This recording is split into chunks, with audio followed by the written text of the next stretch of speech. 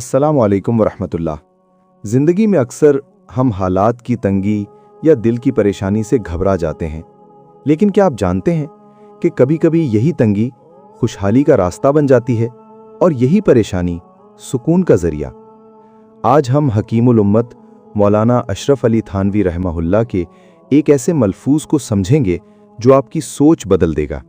हज़रत वाला फरमाते हैं, एक ज़िद कभी दूसरी ज़िद के हुसूल का सबब बन जाती है, जैसे कब्ज़ सबब हो जाता है बस्त का, क्योंकि इसमें जो गम और मुजाहिदा है वो इंसान में आजिज़ी पैदा करता है और तकब्बुर को काट देता है।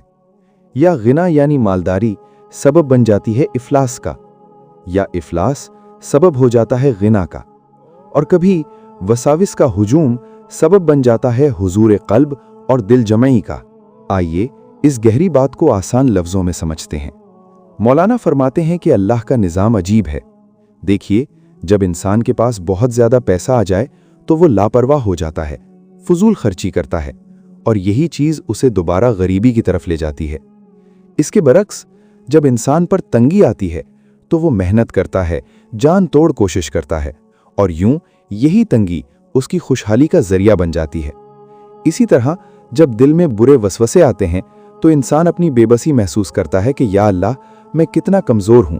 बस ये सोचना ही था कि अल्लाह उसे अपना कुर्ब और दिली सुकून अता फरमा देते हैं।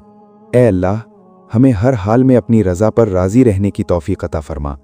हमारी परेशानियों को सुकून में और तंगियों को आफियत में बदल दे। हमें तकब्बुर से बचा और आजली वाला दिल अता फरमा। आमीन। अगर इस वीडियो ने आपके दिल को छुआ है तो इसे लाइक करें और सदका जारिया समझकर शेयर करें। मज़ीद इस्लाही बयानात के लिए चैनल को सब्सक्राइब करना ना भूलें। जज़ाकल्लाह खैरन।